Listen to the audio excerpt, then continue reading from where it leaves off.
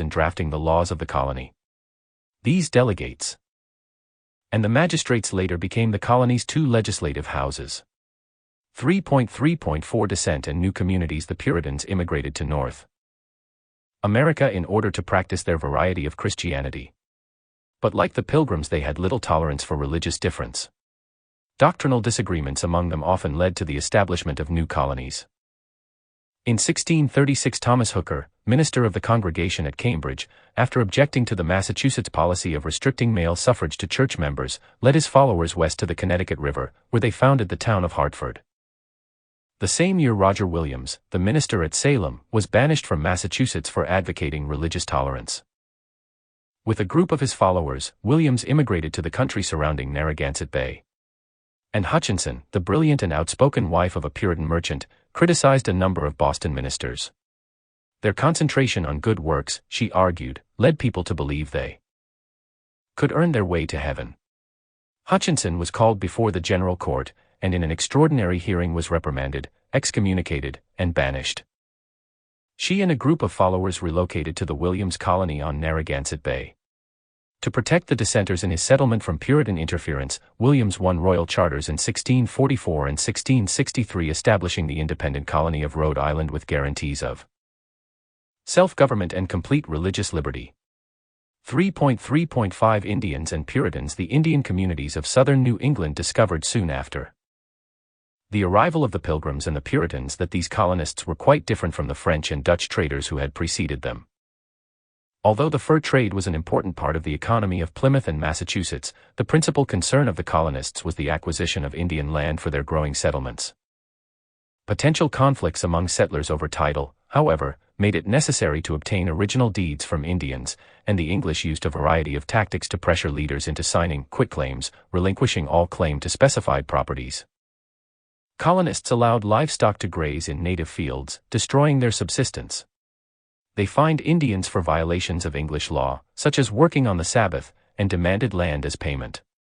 They made deals with corrupt Indian leaders. Meanwhile, epidemic disease continued to devastate Indian villages.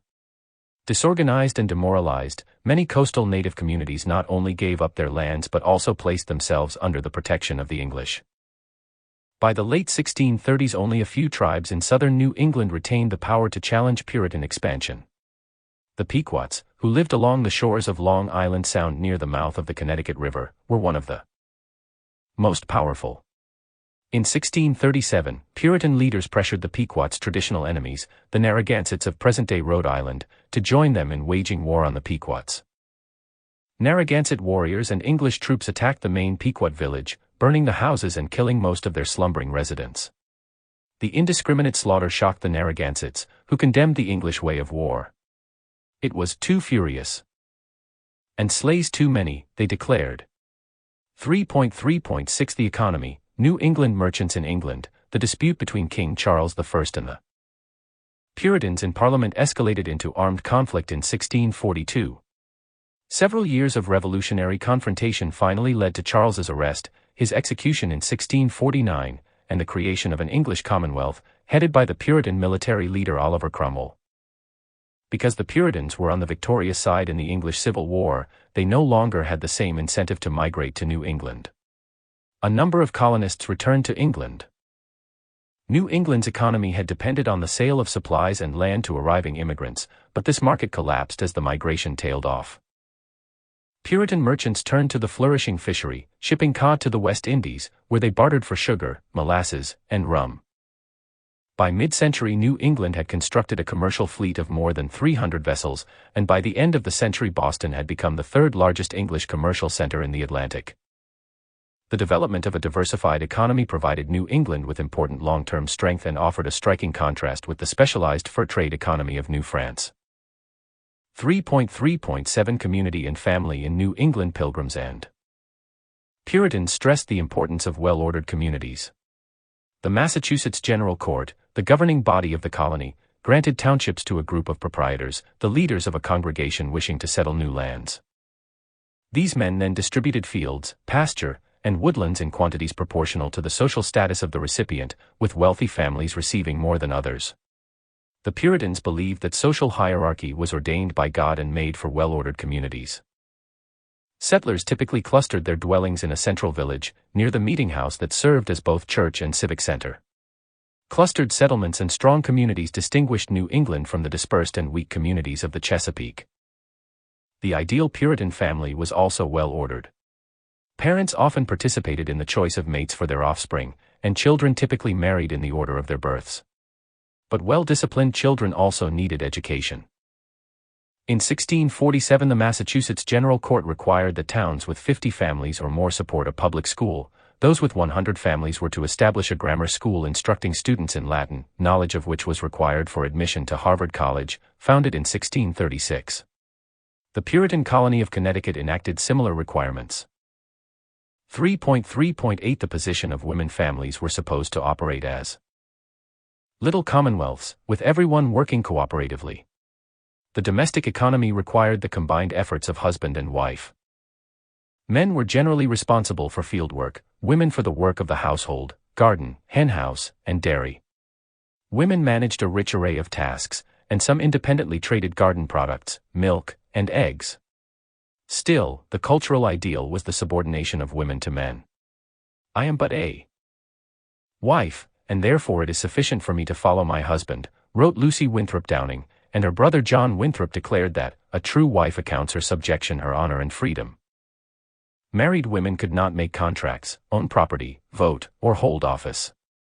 A typical woman, marrying in her early 20s and surviving through her 40s, could expect to bear 8 children and devote herself to husband and family.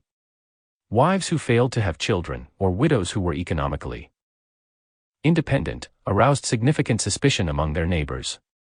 3.3.9 The Salem witch trials. The cultural mistrust of women came to the surface most notably in periodic witchcraft scares. During the 17th century, according to one historian, 342 New England women were accused by their neighbors of witchcraft. The majority of the accused were unmarried, childless, widowed, or had reputations in their communities for assertiveness and independence. In the vast majority of cases, the charges were dismissed by authorities as baseless.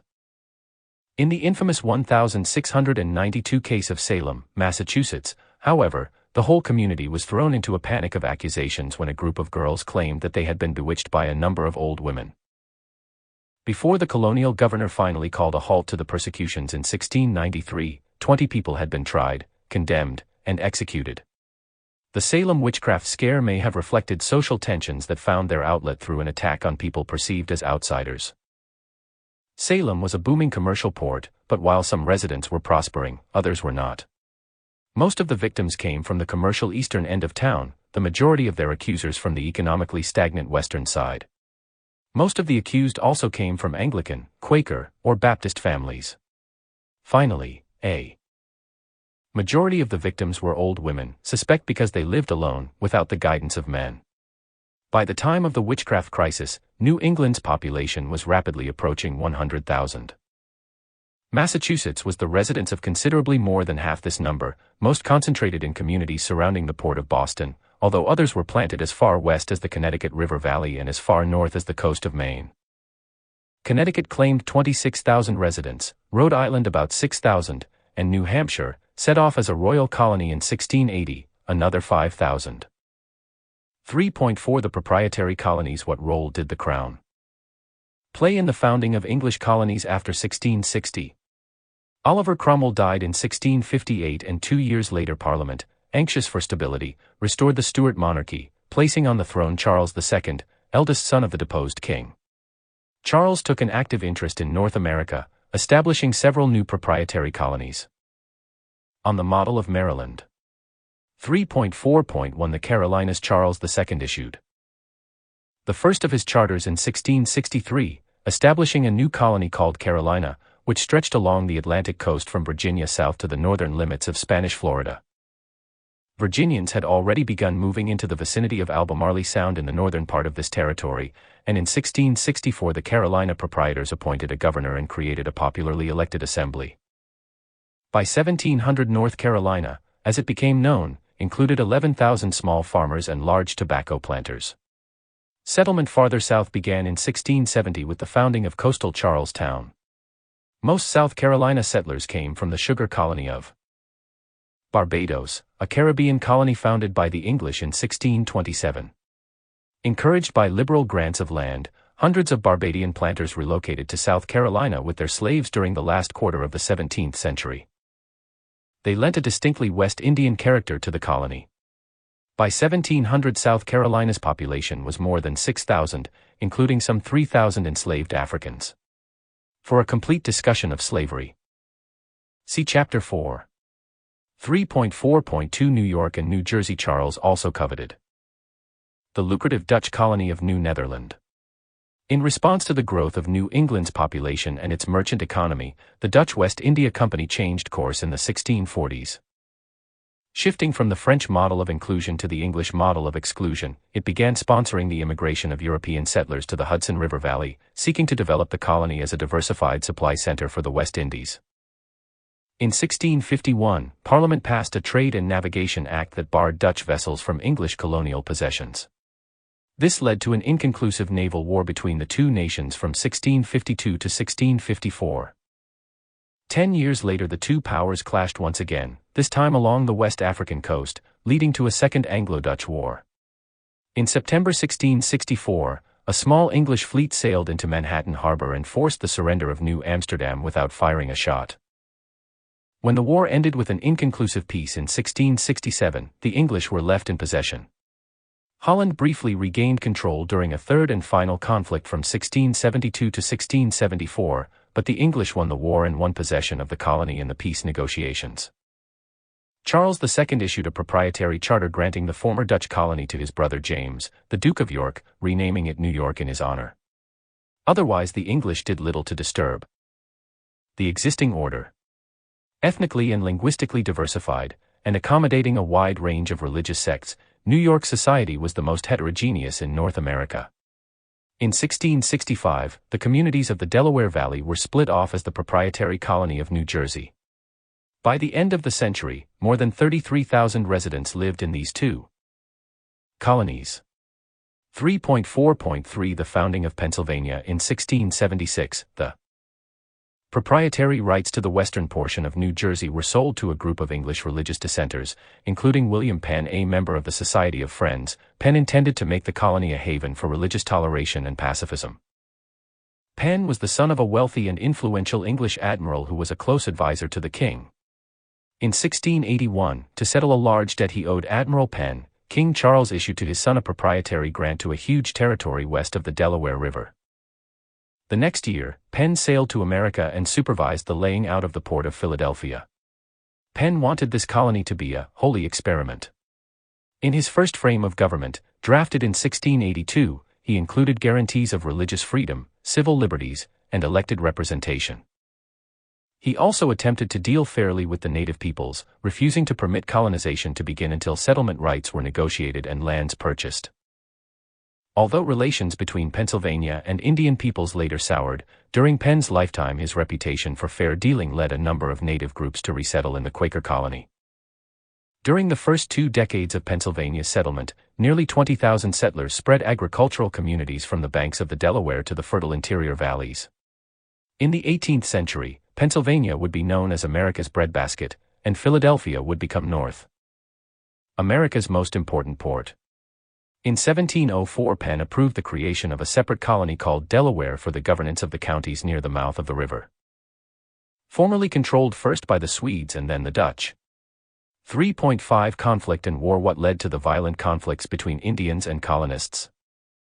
Pennsylvania's ability to maintain peaceful relations with the Indians proved the great exception. The last quarter of the 17th century became a time of great violence throughout the colonial regions of the continent, mostly because of the expansion of European settlement. 3.5.1 King Philip's War in New England. Nearly 40 years of peace followed the Pequot War of 1637. Natives and colonists lived in close, if tense, contact. Several Puritan ministers, including John Eliot and Thomas Mayhew, began to preach to the Indians, and some 2,000 native converts eventually relocated to Christian communities known as praying towns. But there remained several independent tribes, including the Pecanacots, the Narragansetts, and the Abenakis of northern New England. The extraordinary expansion of the colonial population, and the increasing hunger for land, created inexorable pressures for expansion into their territories. The Pecanicots, whose homeland lay between Rhode Island and Plymouth, were led by the sachem Medicum, whom the English called King Philip. Medicum had been raised among English colonists and educated in their schools.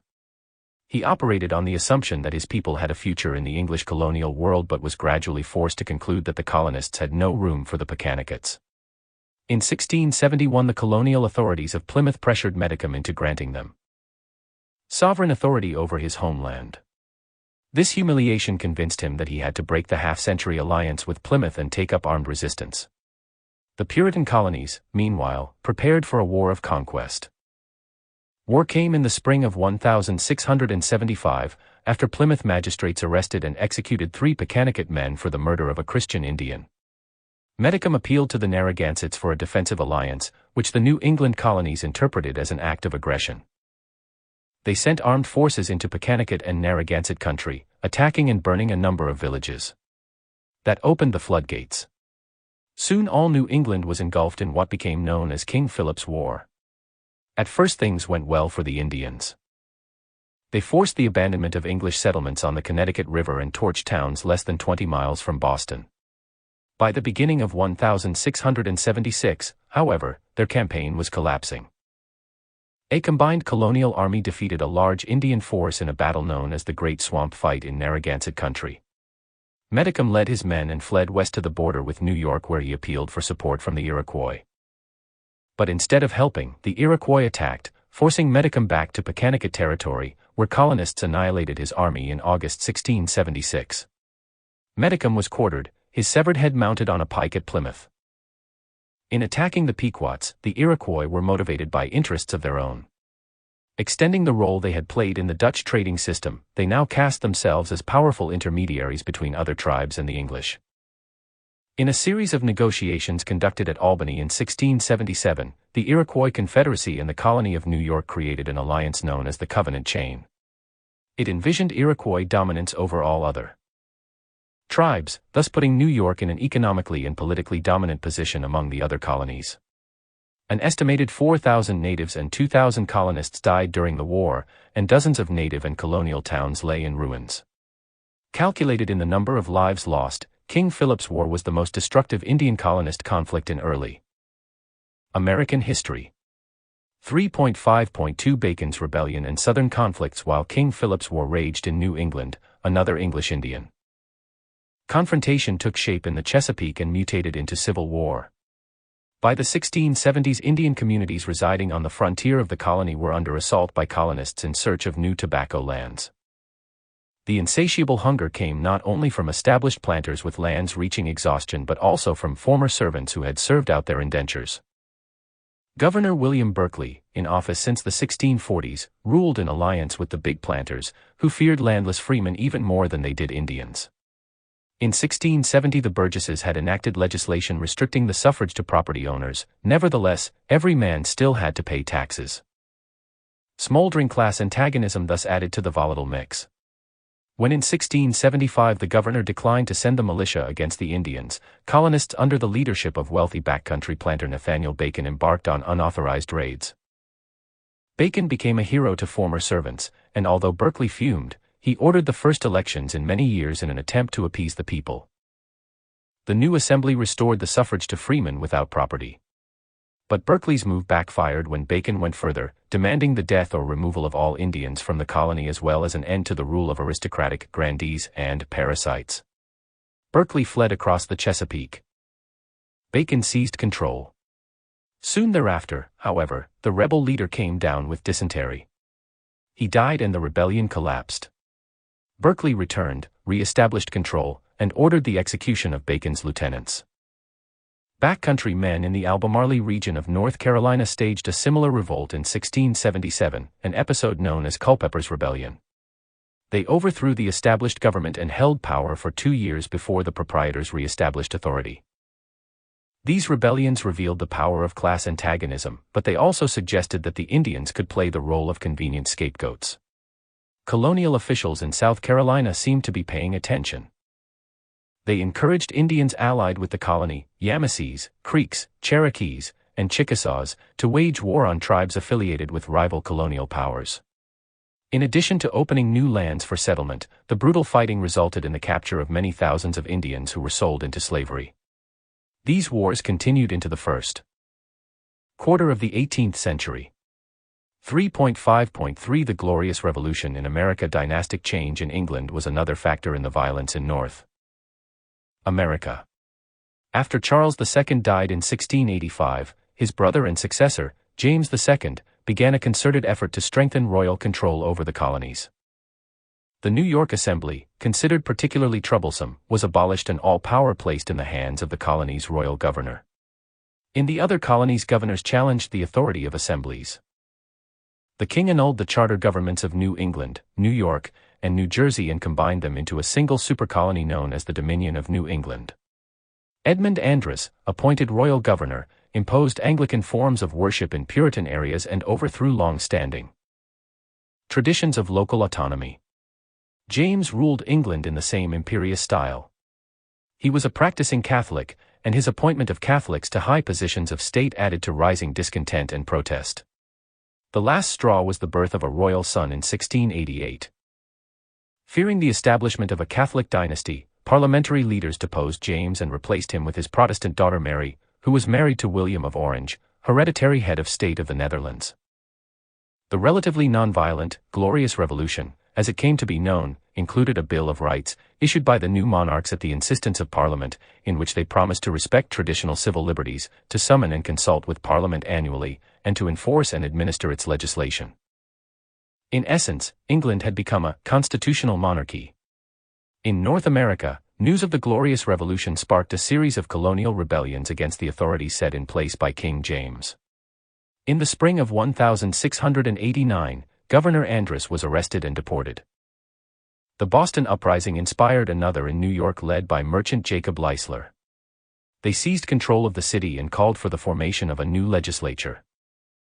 In Maryland, rumors of a Catholic plot led to the overthrow of the proprietary rule of the Calvert family by an insurgent group calling itself the Protestant Association. The new regime in London carefully measured its response to these uprisings. When Jacob Leisler attempted to prevent the landing of the king's troops in New York, he was arrested, tried, and executed. But William and Mary also consented to the breakup of the Dominion of New England and the termination of proprietary rule in Maryland. All the affected colonies quickly revived their assemblies and returned to their tradition of self-government. The monarchs strengthened royal authority, however, by decreeing that henceforth Massachusetts, New York, and Maryland would be royal colonies. 3.5.4 King William's War. The year 1689 also marked the beginning of nearly 75 years of armed conflict between English and French forces for control of the North American interior. The Iroquois-English Covenant Chain Alliance challenged New France's fur trade empire, and in response the French pressed farther west in search of commercial opportunities. In the far north, the English countered with the establishment of Hudson's Bay Company, a royal fur trade monopoly that sought to exploit the watershed of the Great Northern Bay. The competition in the colonies was part of a larger conflict between England and France over the European balance of power. Armed conflict in what is known as the War of the Grand Alliance began in Europe in 1688 and spread to the colonies, where it was known as King William's War. The inconclusive war ended in 1697 with an equally inconclusive peace. War between England and France would resume only 5 years later. The persistent violence of the last quarter of the 17th century greatly concerned English authorities, who began to fear the loss of their North American possessions by outside attack or internal disorder. In 1701 the English Board of Trade converted the remaining charter and proprietary colonies into royal ones. Eventually William Penn succeeded in regaining private control of Pennsylvania, and Rhode Island and Connecticut won reinstatement of their charter governments. But the most lasting result of this quarter-century of turmoil was the tightening of English control over its North American colonies. Conclusion by 1700 the human landscape of the Southwest, the South, and the Northeast had been transformed. More than 250,000 migrants from the Old World had come to North America, the great majority of them to the English colonies. Indian societies had been disrupted, depopulated, and in some cases destroyed. The violence that flared during the last quarter of the 17th century was a measure of the cost of empire. Indian people resisted colonial rule in New Mexico, New England, and the Chesapeake. Like King Philip's War and Bacon's Rebellion, the Pueblo Revolt was an episode of great violence and destruction. Yet it resulted in a long period of accommodation between the Pueblos and the Spanish colonists. The English colonists, however, took a different lesson from the violent conflicts in their colonies. They renewed their commitment to establishing communities of exclusion with ominous implications for the future of relations between colonists and natives. Chapter: Slavery and Empire 1441–1770. American Communities Rebellion in Stono, South Carolina on September 9, 1739, a group of 20 slaves gathered on the banks of the Stono River, 20 miles south of Charlestown, South Carolina. Led by an Angolan known in some accounts as Jemmy, in others as Cato, the slaves made their way to Hutchinson's general store in the hamlet of Stono Bridge. They killed the 2 storekeepers, ransacked the place, and, arming themselves with firearms and ammunition, set off on the road headed southwest for Florida, where the Spanish governor had issued a proclamation promising freedom for all runaway British slaves. They made no attempt to hide themselves but marched boldly to the beat of drummers and shouts of liberty. The commotion drew the attention of curious slaves from the numerous rice plantations scattered across the swampy countryside, and dozens joined the marchers, women and children as well as men. They plundered and burned the homes of planters and pursued and killed every white person they encountered along the way. According to the official government report of the incident, a total of 23 whites lost their lives. Word of the rebellion quickly spread throughout the planter community, and soon a heavily armed and mounted posse was hot on the rebels' trail. Late in the afternoon, near the crossing of the Edisto River, the posse overtook them. The rebel band, grown to nearly 100 strong, had halted in a field. The planters surrounded the field, then opened fire, killing 24 slaves and scattering the rest. Over the next few weeks the remaining fugitives were tracked down and killed by Indian allies of the South Carolina colony. A total of 45 or 50 African Americans died. Thus ended the Stono Rebellion, the most violent slave uprising of the colonial period. That slaves would rise up with the odds so stacked against them was a sign of their desperation. Most of these men and women were West Africans who had endured the shock of enslavement. On the rice plantations of low-country South Carolina, they suffered from overwork, poor diet, minimal clothing, and inadequate housing. Colonial laws permitted masters to discipline and punish harshly and indiscriminately. Slaves were whipped, confined in irons, mutilated, sold away, even murdered. That slaves would rise up was also a sign of their community. The Stono Rebellion required the kind of careful organization possible only with the social trust and confidence built by community ties. Plantation slaves married, raised children, and constructed kinship networks. They passed on African names and traditions and created new ones. We know almost nothing about the central group of conspirators in the Stono Rebellion, but very likely they were leaders of the emerging local African American community. Community is what enables a people to remember their history, to pass tales down the generations. In the 1930s, nearly 200 years after the uprising at Stono, George Cato, great-great-grandson of the leader of the Stono Rebellion, had family stories to tell. "My granddaddy and daddy tell me plenty about it," Cato told an interviewer at his home, near the site of the uprising. "As it come down to me, I thinks to first Cato take a darin' chance on losin' his life, not so much for his own benefit as it was to help others. He and the other rebels died in their attempt to free themselves, and not only did slavery continue, but it grew harsher and more oppressive as planters sought to stamp out the merest possibility of revolt. Yet the slaves' cry of liberty had not been in vain." Although in the 20th century most white Americans had never heard of the Stono Rebellion, stories of the rebels' bravery and daring continue to inspire the local African American community.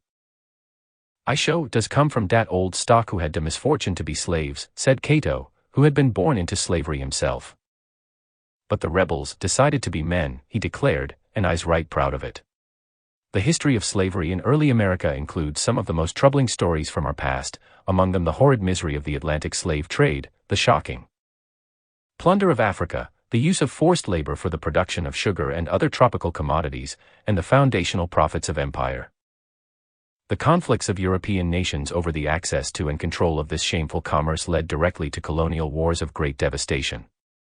Yet amid this history are also stories of the making of African American families, kin networks, and communities under the most difficult of all imaginable circumstances. 4.1 The beginnings of African slavery. What led to the growth of the African slave trade? One of the goals of Portuguese expansion in the 15th century was to gain access to the lucrative West African trade in gold, ivory, textiles, and slaves previously dominated by the Moors of northern Africa. By the mid-15th century, the Portuguese were shipping 1,000 or more slaves each year from Africa. Most were sent to labor on the sugar plantations on the Portuguese island colony of Madeira, which lies off the northern African coast. 4.1.1 Sugar and slavery. Sugar and slaves had gone together since Italian merchants of the 14th century set up the first modern sugar plantations on islands in the Mediterranean. Columbus introduced sugar to Hispaniola on his second voyage, and plantations were soon in operation there. Because the Indian population had been devastated by warfare and disease, colonists imported African slaves as laborers. Meanwhile, the Portuguese, aided by Dutch financiers, created a center of sugar production in their Brazilian colony that became a model for the efficient and brutal exploitation of African labor.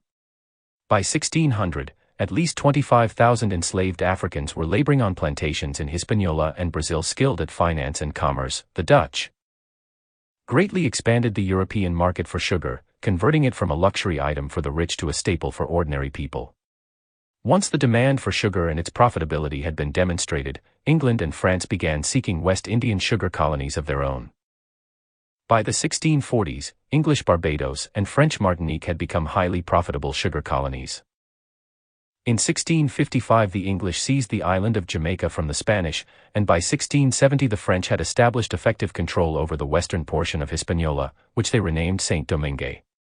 By then, Caribbean sugar and slavery had become the centerpiece of the European colonial system. 4.1.2 West Africans. The men and women whose labor made these tropical colonies so profitable came from the long-established societies and local communities of West Africa. In the 16th century more than 100 different peoples lived along the coast of West Africa, from Cape Verde south to Angola.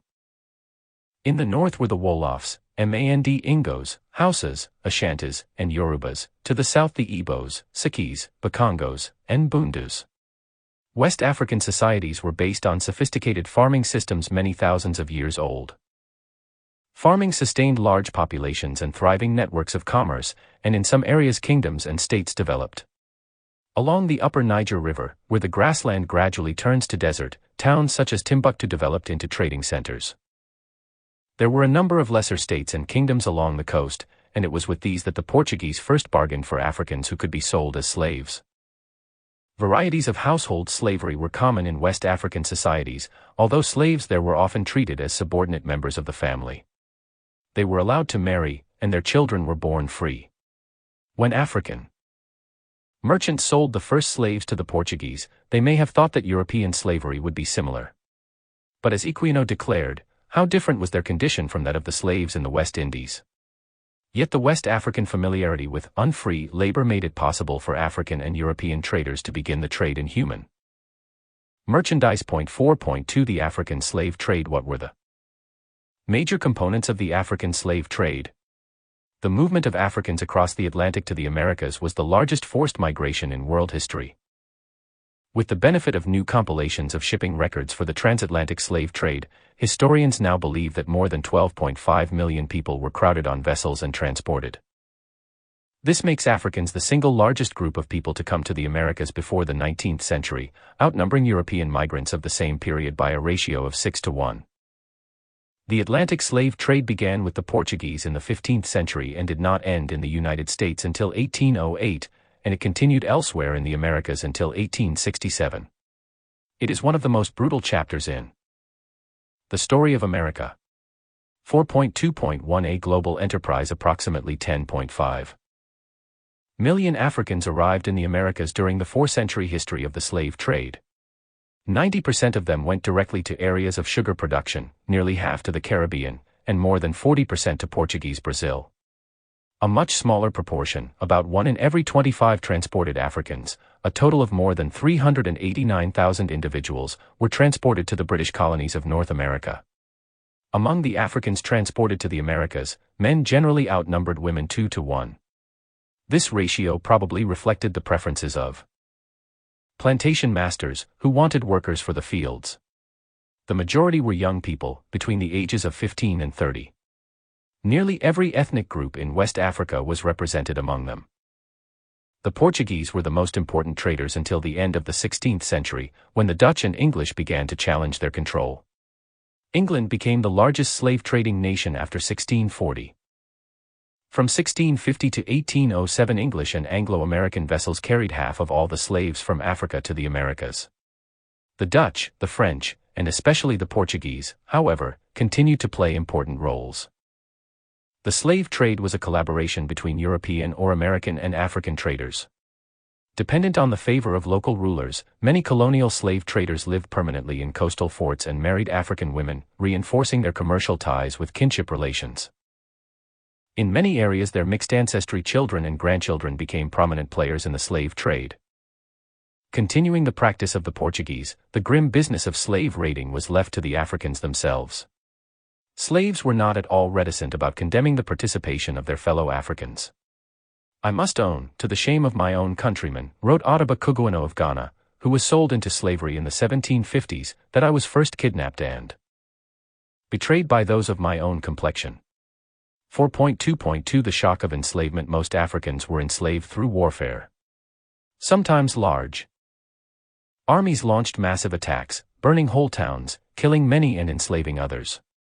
More common were smaller raids in which a group of armed men attacked at nightfall, seized everyone within reach, and then escaped with their captives. Capture and enslavement was an unparalleled shock. Venture Smith, an African born in Guinea in 1729, was 8 years old when he was captured. After many years in North American slavery, he still vividly recalled the attack on his village, the torture and murder of his father, and the long march of his people to the coast. "The shocking scene is to this day fresh in my mind," he wrote, "and I have often been overcome while thinking on it." On the coast, European traders and African raiders assembled their captives. Prisoners waited in dark dungeons or in open pens called barracoons. To lessen the possibility of collective resistance, traders split up families and ethnic groups. Captains carefully inspected each man and woman, and those selected for transport were branded on the back or buttocks with the mark of the buyer. 4.2.3 The Middle Passage. English sailors christened the voyage of slave vessels across the Atlantic from Africa to America as the Middle Passage, that is, the middle part of the trading triangle linking Europe to Africa, Africa to America, and America back to Europe. From coastal forts and barracoons, crews rowed small groups of slaves to the waiting transports and packed them into shelves below deck, only 6 feet long by 2.5 feet high. "Rammed like herring in a barrel," wrote one observer, slaves were chained to each other hand and foot, and stowed so close that they were not allowed above 1.5 feet for each in breadth. People were forced to sleep spoon fashion, and the tossing of the ship knocked them about so violently that the skin over their elbows sometimes was worn to the bone from scraping on the planks. One vessel designed to carry 450 slaves regularly crossed the Atlantic, tightly packed with more than 600. Their holds filled with human cargo, the transports headed up the African coast to Cape Verde, where they caught the trade winds blowing toward America. A favorable voyage from Senegambia to Barbados might be accomplished in as little as 3 weeks, but a ship from Guinea or Angola, becalmed in the doldrums or driven back by storms, might take as much as 3 months. Most voyages were marked by a daily routine. In the morning, the crew opened the hatch and brought the captives on deck, attaching their leg irons to a great chain running the length of the bulwarks. After a breakfast of beans, the crew commanded men and women to jump up and down, a bizarre session of exercise known as dancing the slave. A day spent chained on deck was concluded by a second bland meal and then the stowing away. During the night, according to one seaman, there issued from below a howling, melancholy noise, expressive of extreme anguish. Down in the hold, the groans of the dying, the shrieks of women and children, and the suffocating heat and stench were, in the words of Olaudah Equiano, a scene of horror almost inconceivable. Among the horrors was the absence of any adequate sanitation. Crews were supposed to swab the holds daily, but so sickening was the task that it was rarely performed, and the captives were left to wallow in their own wastes. According to Atlantic sailors, they could smell a slaver 5 miles downwind. In these conditions many captives sickened and died. Other captives contracted infectious diseases, and those exacted the greatest toll. Dysentery, known as the flux, was common. Frequent shipboard epidemics of smallpox, measles, and yellow fever added to the misery. One comparative study of transoceanic voyages during the colonial period found that mortality on slave vessels was significantly higher than on the ships of migrating colonists, indentured servants, or even convict laborers. The consensus among historians is that approximately 1 of every 7 transported Africans perished. During the Middle Passage, the unwilling voyagers offered plenty of resistance. As long as ships were still within sight of the African coast, hope remained alive and the danger of revolt was great. One historian found evidence of hundreds of slave revolts at sea, and estimates that insurrections occurred on 1 of every 10 transatlantic slaving voyages. Once on the open sea, however, the captives' resistance took more desperate form. Captains took the precaution of spreading netting along the sides of their ships. "Could I have got over the nettings," Equiano declared, "I would have jumped over the side." As the vessels approached their destination, crews prepared the human cargo for market. All but the most rebellious were freed from their chains and allowed to wash themselves and move about the deck. But the toll of the Middle Passage was difficult to disguise. One observer described a disembarking group as walking skeletons covered over with a piece of tanned leather. Some cargoes were destined for a single wealthy planter or consigned to a merchant who sold the captives in return for a commission. In other cases the captain himself was responsible. Buyers painstakingly examined the Africans, who once again suffered the indignity of probing eyes and poking fingers. In ports such as Charlestown in South Carolina, sales were generally made by auction or by a cruel method known as the scramble. With prices fixed in advance, the Africans were driven into a corral, and on cue the buyers would rush in among them, grabbing their pick. 4.2.4 Political and economic effects on Africa. Africa began the 16th century with genuine independence. But as surely as Europe and America grew stronger as a result of the transport of captive Africans, so Africa grew weaker by their loss. For every individual taken captive, at least another died in the chronic slave raiding. Death and destruction spread deep into the African interior. Coastal slave-trading kingdoms drew slaves from Central Africa. Many of the new states became little more than machines for supplying captives to European traders, and a gun-slave cycle pushed them into a destructive arms race with each other. Soldiers captured in these wars were themselves enslaved. More serious still was the long-term stagnation of the West African economy. Labor was drawn away from productive activities while imported consumer goods stifled local manufacturing. African traders were expert at driving a hard bargain for slaves, but even when they appeared to get the best of the exchange, the ultimate advantage lay with the Europeans, who received wealth-producing workers in return for mere consumer goods. This political, economic, and cultural demoralization prepared the way for the European colonization of Africa. In the 19th century. 4.3 The development of North American slave societies. How and why did the slave societies emerge in North America? New World slavery was nearly 2 centuries old before it became an important system of labor in North America. There were slaves in all the British colonies of the 17th century, but as late as 1700 they accounted for less than 12% of the colonial population. During the 18th century, however, slavery expanded greatly, and by 1770 there were 460,000 Africans and African Americans in British North America, making up more than 20% of the population. 4.3.1 Slavery comes to North America. The first Africans arrived in Virginia in 1619. But because slaves generally cost twice as much as indentured servants, they had little economic benefit for planters. Consequently, 17th-century Chesapeake planters employed far more indentured servants than slaves. The African proportion of the Chesapeake population did grow, but slowly, from 2% in 1630 to 7% in 1670. Servants and the small number of slaves worked together, ate and slept in common quarters, and often developed intimate relationships. The Chesapeake was what one historian has termed a society with slaves, a society in which slavery was one form of labor among several. Under these circumstances, the status of black Virginians could be ambiguous. An interesting case illustrates the point. In 1654, the African John Castor complained in a local court that he came unto Virginia for 7 or 8 years of indenture, yet Anthony Johnson, his master, had kept him his servant 7 years longer than he should or ought. Johnson claimed that he had the Negro for his life. The court decided in the master's favor. But strange to say, Johnson himself was a man of African descent. He had arrived in Virginia as a slave in 1621, but by hiring himself out during his free time had earned enough to gain freedom for himself and his family. Eventually he succeeded in becoming a landowner. 17th-century Virginia records reveal that some Africans acquired farms, servants, and slaves of their own. Many slaves were Christians, and it raised traditional legal and moral doubts about whether co-religionists could be enslaved. Moreover, sexual relations among Africans, Indians, and Europeans produced a sizable group of free people of mixed ancestry, known as mulattoes. It was only later that dark skin came automatically to mean slavery, segregation, and the absence of the rights of freemen. During the last quarter of the 17th century, however, the Chesapeake developed into a slave society, a place where slavery was the dominant form of labor. Among several developments, perhaps most important was the sharp decline in the number of indentured servants migrating to the Chesapeake. The incentive had been the availability of land after the term of service, but by mid-century most of the arable land was already in the hands of the planter elite. Bacon's and Culpeper's rebellions offered examples of the violent potential of the land crisis. They also suggested how much serious trouble servants and former servants could make for planters.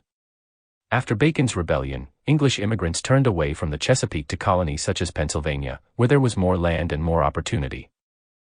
The British Royal African Company, which began to import slaves directly to North America in the 1670s, was more than happy to supply the planters' need for labor.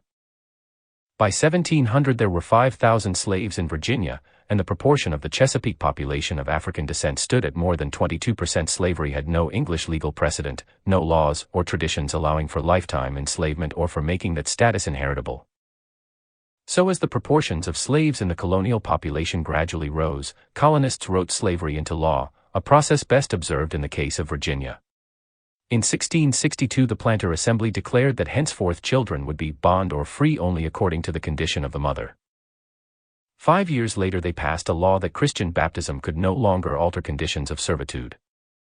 Thus, two important avenues to freedom were closed. The colony then gave masters the right to administer life-threatening violence, declaring in 1669 that the death of a slave during punishment shall not be accounted felony. Such rules accumulated piecemeal until 1705, when Virginia gathered them into a comprehensive slave code that became a model for other colonies. Thus, slavery was institutionalized just as the Atlantic slave trade reached flood tide in the 18th century. In the single decade of 1701 to 1710 more Africans were imported into North America than during the entire previous century. The English colonies were primed for an unprecedented growth of plantation slavery. 4.3.2 The tobacco colonies. During the 18th century the European demand for tobacco increased more than tenfold, and it was supplied largely by increased production in the Chesapeake region. Tobacco was far and away the single most important commodity produced in 18th century North America, accounting for more than a quarter of the value of all colonial exports. The expansion of tobacco production could not have taken place without a corresponding growth in the size of the slave labor force. Unlike sugar, tobacco did not require large plantations and could be produced successfully on small farms. But the crop demanded a great deal of hand labor and close attention. As tobacco production expanded, slaveholding became widespread. By 1770 more than 250,000 slaves labored in the colonies of the Upper South, and because of the exploding market for tobacco, their numbers expanded at about double the rate of the general population. Shipments of what were known as saltwater slaves, direct from Africa, accounted for much of this growth. The manifests of slave vessels document the arrival of 127,520 enslaved Africans in the Chesapeake region from 1641 to 1790. But natural increase was even more important. In the Caribbean and Brazil, where profits from sugar were extremely high, many planters literally worked their slaves to death, replenishing them with a constant stream of new arrivals from Africa. In the Chesapeake, however, significantly lower profits led tobacco planters to pay more attention to the health of their labor force, establishing work routines that were not as deadly. Moreover, food supplies were more plentiful in North America and slaves better fed, making them more resistant to disease. As a consequence, in the 1730s the slave population of the Chesapeake was the first in the Western Hemisphere to achieve self-sustained growth. Natural increase gradually balanced the sex ratio among slaves, another encouragement to population growth. Planters came to recognize that they stood to benefit from the fertility of their slaves. "I consider a woman who brings a child every 2 years as more profitable than the best man of the farm," wrote Virginia planter Thomas Jefferson, author of the Declaration of Independence and the third President of the United States. "What she produces is an addition to capital." By the 1750s, about 80% of Chesapeake slaves were country-born. 4.3.3 The Lower South. The Chesapeake did not become a slave society until almost a century after its founding. South Carolina, however, was a slave society from the beginning. The most valuable part of the early Carolina economy was the Indian slave trade. Practicing a strategy of divide and conquer, using Indian tribes to fight one another, Carolinians established a trade in Indian captives during the 1670s. By the early 18th century, more than 12,000 Mission Indians from Florida had been captured and sold into slavery, and thousands more killed or dispersed. In the early 18th century, however, planter preference turned toward African rather than Indian slaves. Rice production had become the most dynamic sector of the South Carolina economy, and their experience in agriculture made West Africans much preferred as rice workers. Another important crop was added to the mix in the 1740s when a young South Carolina woman named Elizabeth Lucas Pinckney successfully adapted West Indian indigo to the low-country climate. Rice grew in the lowlands, but indigo could be cultivated on high ground, and with different seasonal growing patterns, planters were able to harmonize their production. Rice and indigo became two of the most valuable commodities exported from the mainland colonies of North America. The boom in these two crops depended on the growth of African slavery. Before the international slave trade to the United States was ended in 1808, at least 100,000 slaves landed in South Carolina. It is estimated that 1 of every 5 ancestors of today's African Americans entered North America through Charlestown. By the 1740s, many of these arriving Africans were being taken to Georgia, a colony created by an act of the English Parliament in 1732. Its leader, James Edward Oglethorpe, hoped to establish a buffer against Spanish invasion from Florida and make the colony a haven for poor British farmers who could sell their products in the markets of South Carolina. Under Oglethorpe's influence, Parliament agreed to prohibit slavery in Georgia. But soon Georgia's coastal regions were being colonized by South Carolina rice planters and their slaves. By the time Oglethorpe and Georgia's trustees opened their colony to slavery in 1752, the Georgia coast had already become an extension of the Carolina Lowcountry slave system.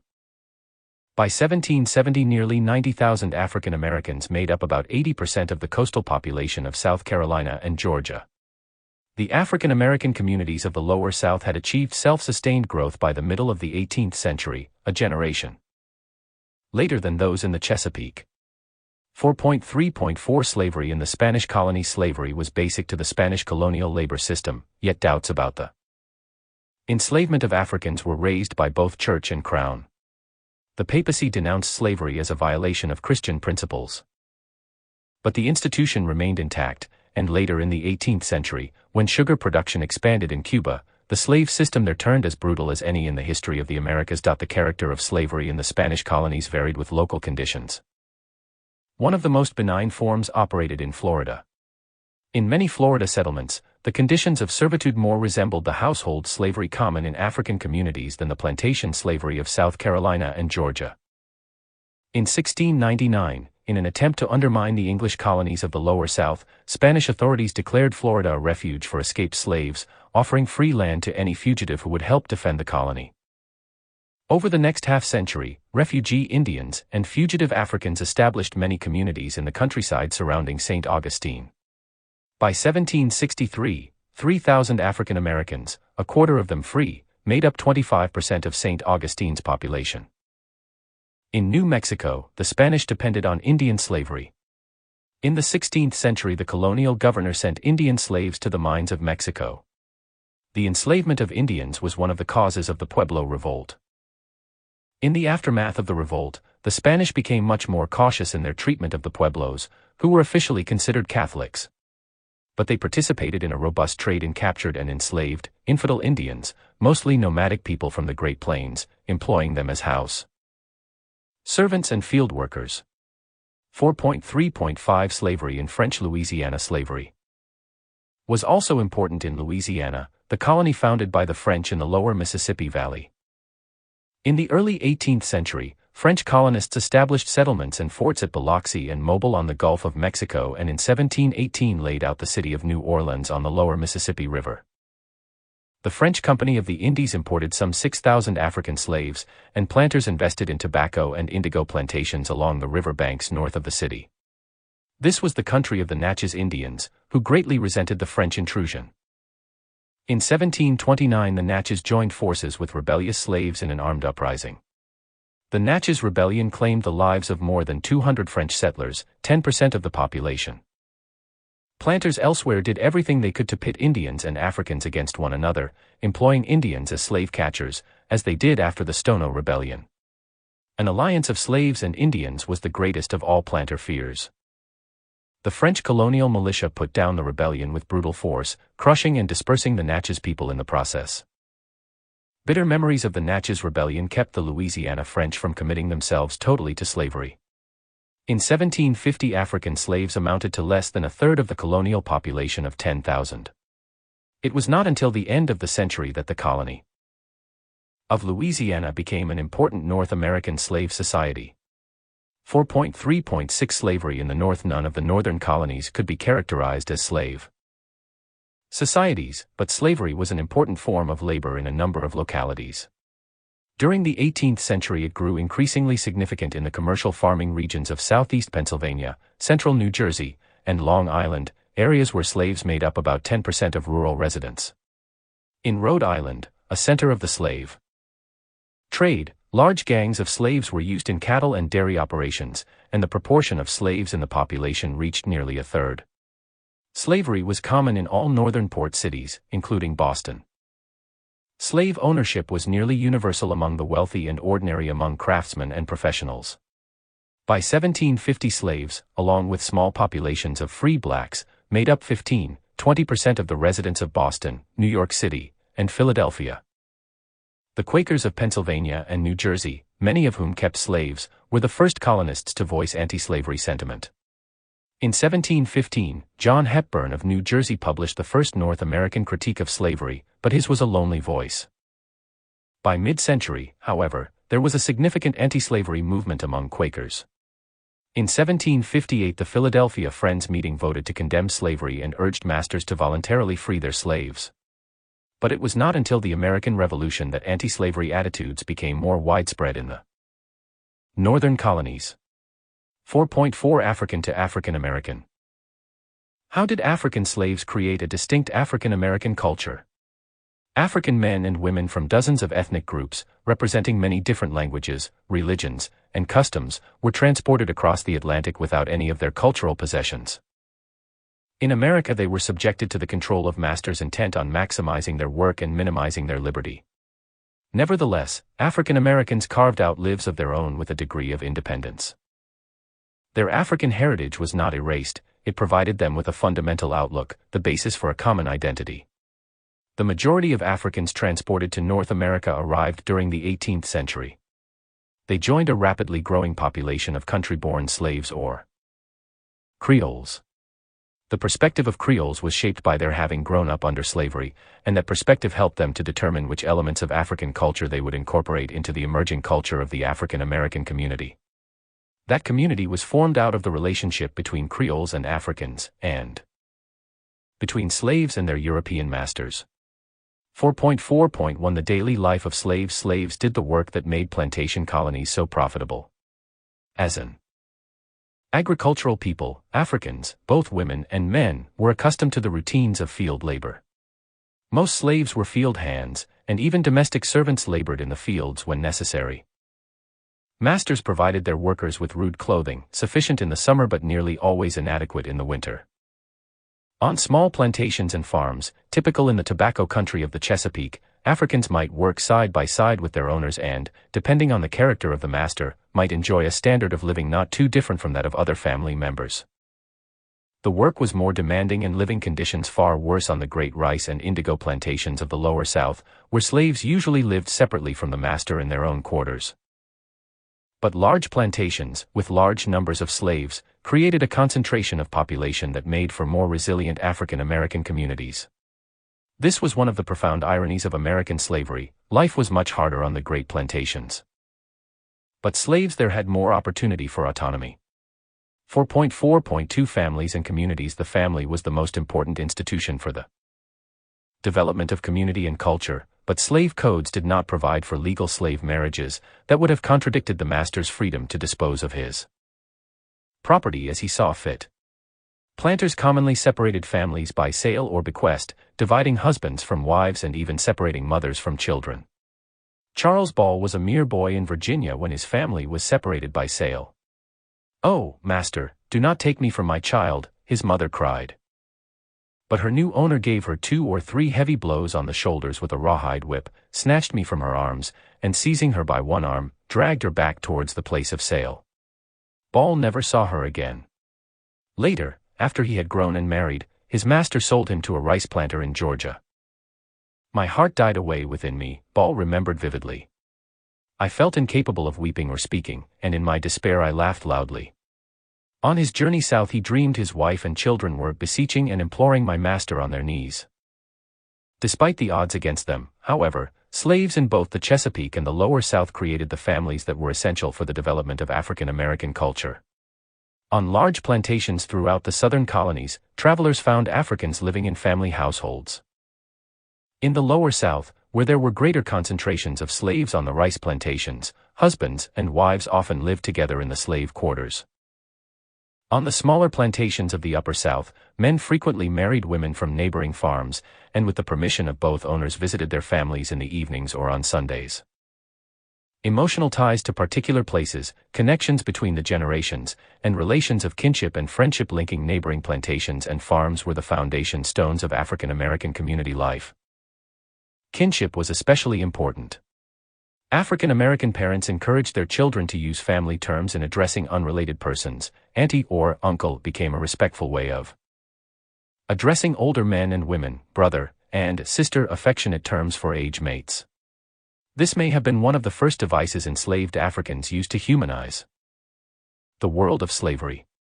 4.4.3 African American culture. The 18th century was the formative period in the development of the African American community, for it was then that the high birth rate and the growing numbers of country-born provided the necessary stability for the evolution of culture. During this period, men and women from dozens of African ethnic groups molded themselves into a new people. Distinctive patterns in music and dance, religion, and oral tradition illustrate the resilience of the human spirit under bondage as well as the successful struggle of African Americans to create a spiritually sustaining culture of their own. 18th-century masters were reluctant to allow their slaves to become Christians, fearing that baptism would open the way to claims of freedom or give Africans dangerous notions of universal brotherhood and equality with masters. The majority of black Southerners before the American Revolution practiced some form of African religion. Large numbers of African Americans were not converted to Christianity until the Great Awakening, which swept across the South just before the American Revolution. One crucial area of religious practice concerned the rituals of death and burial. In their separate graveyards, African Americans often decorated graves with shells and pottery, an old African custom. African Americans generally believed that the spirits of their dead would return to Africa. The burial ceremony was often held at night to keep it secret from masters, who objected to the continuation of African traditions. As slaves from different backgrounds joined together in the circle, they were beginning the process of cultural unification. Music and dance may have formed the foundation of African American culture, coming even before a common language. Many 18th-century observers commented on the musical and rhythmic gifts of Africans. Olaudah Equiano remembered his people, the Igbos, as a nation of dancers, musicians, and poets. Thomas Jefferson, raised on a Virginia plantation, wrote that blacks are more generally gifted than the whites, with accurate ears for tune and time. Many Africans were accomplished players of stringed instruments and drums, and their style featured improvisation and rhythmic complexity, elements that would become prominent in African American music. In America, slaves recreated African instruments such as the banjo, and mastered the European violin and guitar. One of the most important developments of the 18th century was the invention of an African American language. An English traveler during the 1770s complained he could not understand Virginia slaves who spoke a mixed dialect between the Guinea and English. But such a language made it possible for country-born and saltwater Africans to communicate. These Creole languages were a transitional phenomenon, gradually giving way to distinctive forms of Black English, although in certain isolated areas, such as the Sea Islands of the Carolinas and Georgia, they persisted into the 20th century. 4.4.4 The Africanization of the South. The African American community often looked to recently arrived Africans for religious leadership and medical magic. Throughout the South, many whites had as much faith in slave conjurers and herb doctors as the slaves did themselves, and slaves won fame for their healing powers. This was one of many ways in which white and black Southerners came to share a common culture. Acculturation was by no means a one-way street. English men and women in the South were also being Africanized. Slaves worked in the kitchens of their masters and thus introduced an African style of cooking into colonial diets already transformed by Indian crops. African American culinary arts are responsible for such Southern culinary specialties as barbecue, fried chicken, black-eyed peas, and collard greens. And the liberal African use of red pepper, sesame seeds, and other sharp flavors established the Southern preference for highly spiced foods.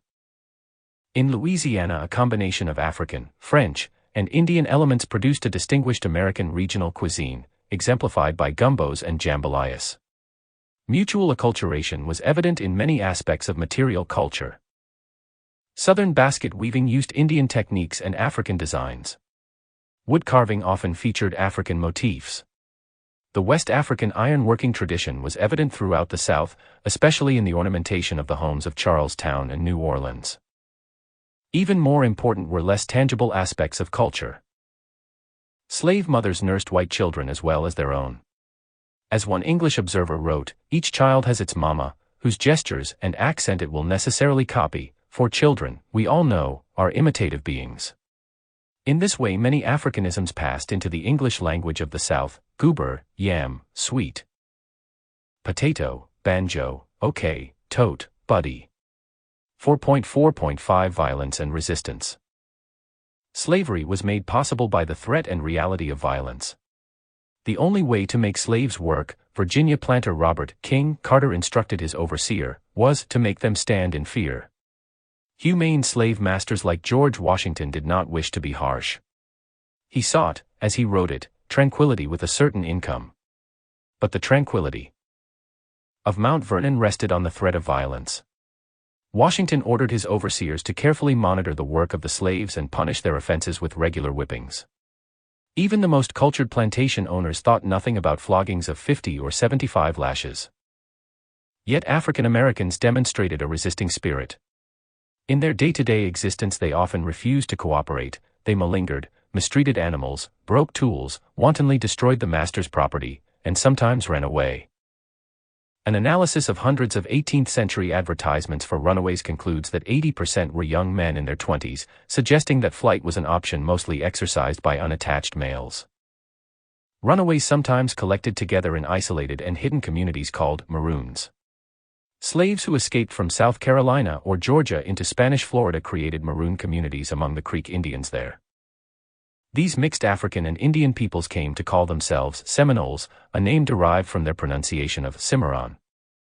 Maroons also lay hidden in the backcountry of the Lower South, and although they were less common in the Upper South, there were a number of them in the Great Dismal Swamp, the coastal region between Virginia and North Carolina. The most direct form of resistance was revolt. The first notable slave uprising of the colonial era occurred in New York City in 1712. 23 Africans armed themselves with guns, swords, daggers, and hatchets, killed 9 colonists, and burned several buildings before being surrounded by the militia. 6 of the conspirators committed suicide rather than surrender. 13 were hanged, another was starved to death in chains, another broken on the wheel, and 3 more burned at the stake. In 1741, New York authorities uncovered what they believed was another conspiracy. 13 black leaders were burned alive, 18 more hanged, and 80 sold and shipped off to the West Indies. A family of colonists and a Catholic priest, accused of providing weapons, were also executed.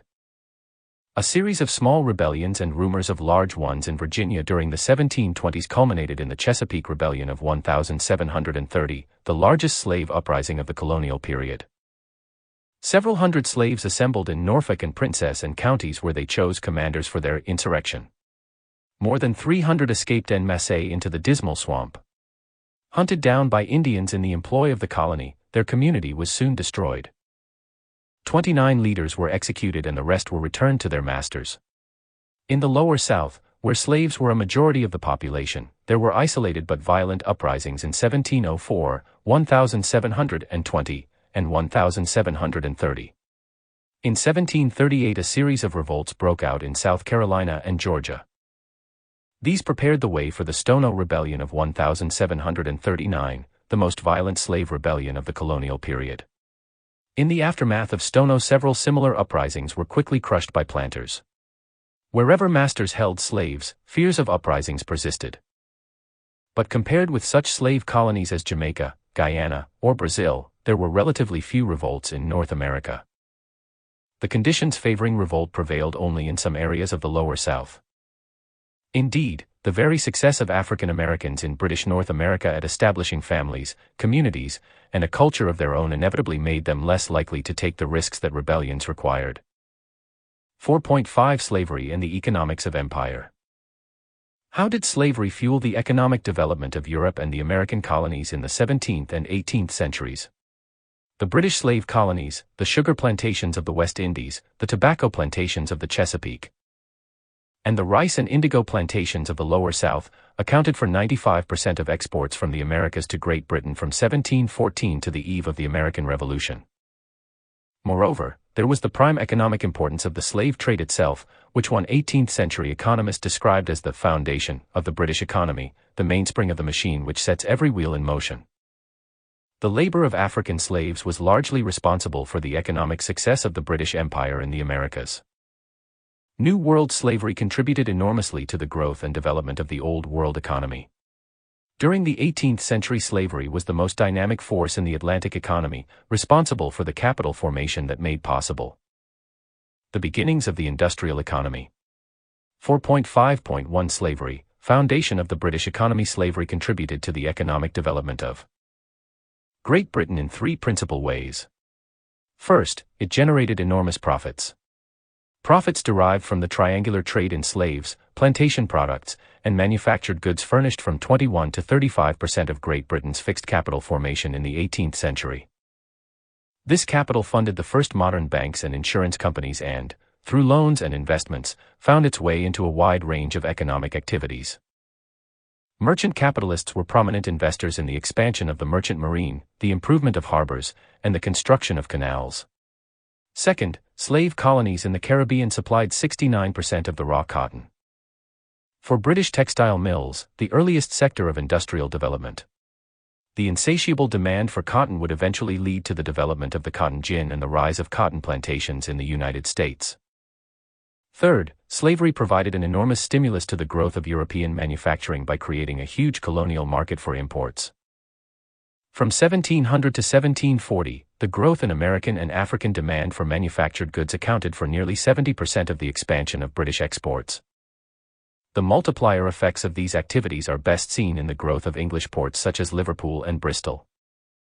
Their African and American commerce provided employment for ships' crews, dockworkers, construction workers, traders, shopkeepers, lawyers, clerks, factory workers, and officials of all ranks down to the humblest employees of the custom house. In the countryside surrounding Liverpool and elsewhere, capital acquired through slavery was invested in the new industrial methods of producing cotton textiles, the beginning of the Industrial Revolution. 4.5.2 The Politics of Mercantilism. Imperial officials argued that colonies existed solely for the benefit of the mother country. What they principally had in mind was the great wealth produced by slavery. To ensure that this wealth benefited their own nation-state, imperialists created a system of regulations that became known as mercantilism. The essence of mercantilist policy was the political control of the economy by the state. The monarchy and parliament established a uniform national monetary system, regulated wages, subsidized agriculture and manufacturing, and protected themselves from foreign competition by erecting tariff barriers. Britain also sought to organize and control colonial trade to the maximum advantage of its own shippers, merchants, manufacturers, and bureaucrats. The mercantilists viewed the economy as a zero-sum game, in which total economic gains were equal to total losses. The essence of the competition between states, the mercantilists argued, was the struggle to acquire and hoard the fixed amount of wealth that existed in the world. 4.5.3 British Colonial Regulation acting on mercantilist principles, Parliament passed a series of navigation acts between 1651 and 1696, creating the legal and institutional structure of Britain's 18th-century colonial system. The acts defined the colonies as both suppliers of raw materials and as markets for English manufactured goods. Merchants from other nations were forbidden from doing business in the English colonies, and colonial commodities were required to be transported in English vessels. The regulation specified a list of enumerated commodities that could be shipped to England only. Those included the products of the southern slave colonies, those of the northern Indian trade, and those essential for supplying the shipping industry. The bulk of these products was not destined for English consumption but was exported elsewhere at great profit. England also placed limitations on colonial enterprises that might compete with those at home. A series of enactments, including the Wool Act of 1699, the Hat Act of 1732, and the Iron Act of 1750, forbade the manufacture of those products in the colonies. Moreover, colonial assemblies were forbidden to impose tariffs on English imports as a way to protect colonial industries. Banking was disallowed, local coinage prohibited, and the export of coin from England forbidden. Robert Walpole, Prime Minister of the King's government from 1721 to 1742, argued that it made little sense to tamper with such a prosperous system. Walpole pursued a policy later characterized as salutary neglect. Any colonial rules and regulations deemed contrary to good business practice were simply ignored and not enforced. Between 1700 and 1760 the quantity of goods exported from the colonies to the mother country rose 165%, while imports from Britain to North America increased by more than 400%.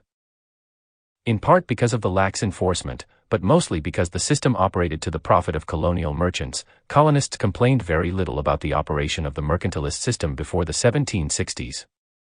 It seemed that everyone was getting rich off the labor of slaves, except the slaves, of course. 4.5.4 Wars for Empire during the 1720s and 1730s, Prime Minister Walpole steered Great Britain away from war with other mercantilist powers. Earlier in the century, a war pitting Great Britain against Spain and France had ended in a significant British victory. In the Peace of Utrecht in 1713, France was forced to cede Acadia, Newfoundland, and Hudson Bay to Great Britain in exchange for guarantees of security for the French-speaking residents of those provinces. Spain was forced to open its American ports to British traders, who were also granted the exclusive right to supply slaves to the Spanish colonies. Despite continuing tensions with Spain and France, Walpole saw considerable advantages in peace. For more than 15 years Walpole prevailed over militant factions in the House of Commons that demanded complete elimination of Spanish competition in the Americas. But in 1739, at their urging, a one-eared sea captain by the name of Robert Jenkins testified about the indignities suffered by British merchant sailors at the hands of Spanish authorities in Caribbean ports. In a dramatic flourish, Jenkins produced a dried and withered ear, which he claimed the Spanish had cut from his head. The public outrage that followed forced Walpole to agree to a war of Caribbean conquest known as the War of Jenkins's Ear. Walpole thought war was a mistake, and he was right. The only success of the war for the British came when the Georgia militia blocked a Spanish invasion from Florida in 1742. The war ended with no territorial gains on either side. The war with Spain merged into a war with France that began in 1744. Known as King George's War in America, it began with a French invasion of their former colony of Acadia, which the British had renamed Nova Scotia. Indian and Canadian raids again devastated the border towns of New England and New York, and hundreds of British subjects were killed or captured. In return, New England forces attacked and conquered the great French fortress at Louisbourg. But Great Britain fared less well in the European fighting, and the war ended in stalemate with the return of all territory. 4.5.5 The colonial economy. Despite the resumption of warfare, the colonial economy continued to operate to the great benefit of planters, merchants, and white colonists in general. Southern slave owners made healthy profits on the sale of their commodities. Pennsylvania, New York, and New England, and increasingly the Chesapeake as well, produced grain, flour, meat, and dairy products. None of these was included in the list of enumerated goods and could be sold freely abroad. Most of this trade was carried in New England ships. The greatest benefits for the port cities of the North came from their commercial relationship to the slave colonies. In addition to entering the slave trade itself, New England merchants began to make inroads into the export trade of the West Indian colonies. It was in the Caribbean that northern merchants most blatantly ignored mercantilist laws. In violation of Spanish, French, and Dutch regulations prohibiting foreign trade, New Englanders traded foodstuffs for sugar in foreign colonies. By 1750, more than 60 distilleries in Massachusetts were exporting more than 2 million gallons of rum, most of it produced from molasses obtained illegally. Because the restrictive rules and regulations enacted by Britain for its colonies were not enforced, the merchants and manufacturers of the port cities of the North prospered. By the mid-18th century, the Chesapeake and Lower South regions were major exporters of tobacco, rice, and indigo to Europe, and the middle colonies were major exporters of grain. The carrying trade in the products of slave labor made it possible for the northern and middle colonies to earn the income necessary to purchase British imports despite the lack of valuable products from their own regions. Gradually, the commercial economies of the Northeast and the South were becoming integrated. Like London, Liverpool, and Bristol, though on a smaller scale, the port cities of the North became pivots in the expanding trade network linking slave plantations with Atlantic markets. This trade provided northern merchants with the capital that financed commercial growth and development in their cities and the surrounding countryside. Slavery thus contributed to the growth of a score of northern port cities, forming an indirect but essential part of their economies. 4.6 Slavery, prosperity, and freedom. How did slavery shape Southern colonial society? The prosperity of the 18th century plantation economy thus improved the living conditions for the residents of northern cities as well as for a large segment of the white population of the South, providing them with the opportunity for a kind of freedom unknown in the previous century. The price of this prosperity and freedom, however, was the enslavement and exploitation of millions of Africans and African Americans. Freedom for white men based on the enslavement of black people is one of the most glaring contradictions in American history. 4.6.1 The social structure of the slave colonies. Slavery produced highly stratified class society. At the summit of power stood an elite of wealthy planters who held more than half the cultivated land and over 60% of the wealth. Although there was no formal colonial aristocracy in the sense of royal recognition of social rank, the landed elite of the slave colonies sought to present itself as one, binding themselves together through strategic marriage alliances and carefully crafted business dealings. The typical wealthy Virginia planter of the 18th century lived in a tidewater county, owned several thousand acres of prime farmland and more than 100 slaves, resided in a luxurious plantation mansion, and possessed an estate valued at more than £10,000. Elected to the House of Burgesses and forming the group from which the magistrates and councilors of the colony were chosen, these first families of Virginia constituted a self-perpetuating governing class. A similar elite ruled the Lower South, although wealthy landowners spent little time on their plantations. They lived instead in fashionable Charlestown, where they made up a close-knit group who controlled the colonial government. A considerable distance separated this elite from typical Southern landowners.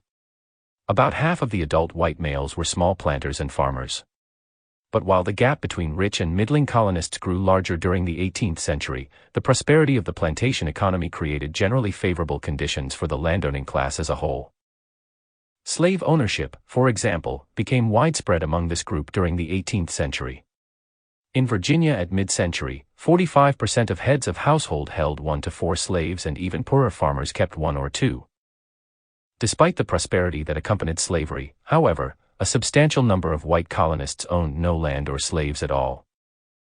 Some rented land or worked as tenant farmers, some hired out as overseers or farm workers, and still others were indentured servants. Throughout the plantation region, landless men constituted about 40% of the population.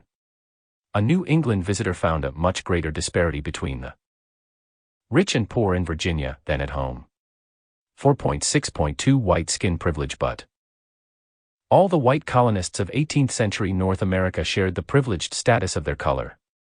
In the early 17th century, there had been more diversity in views about race. For some, black skin was thought to be a sign of God's curse.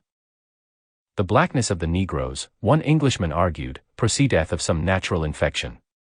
But not everyone shared those views. I can't think there is any intrinsic value in one color more than another, another Englishman remarked, nor that white is better than black, only we think it so because we are so.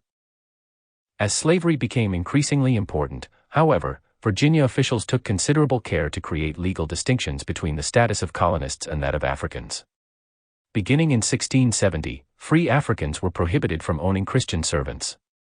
10 years later, another law declared that any African, free or slave, who struck a Christian would receive 30 lashes on his bare back. One of the most important measures was designed to suppress intimate interracial contacts between white servants and enslaved Africans. A 1691 act established severe penalties for interracial sexual relationships. Such penalties were rarely applied to masters who had sexual relations with their slave women. Because by law the children of slave mothers were born into bondage, many plantations included light-skinned slaves who were the master's kin. For many years it was rumored that Thomas Jefferson was the father of several children by his slave Sally Hemings. These claims were rejected by most historians. But in the late 20th century a study of a descendant's DNA indicated the high probability, in the words of an official report, that Jefferson indeed was the father.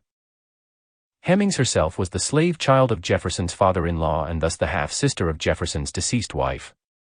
Less well known is the fact that at George Washington's Mount Vernon, the household slave and Dandridge was the daughter of Martha Washington's father. Hemings and Dandridge may have been kin to wealthy planters and future presidents, but they spent their entire lives as slaves. Slavery, as one historian has written, required certain evasions, denials, and psychological cruelties. Relationships between free whites and enslaved blacks produced a large mixed ancestry group known as mulattoes. The majority of them were slaves. A minority, the children of European women and African men, were free.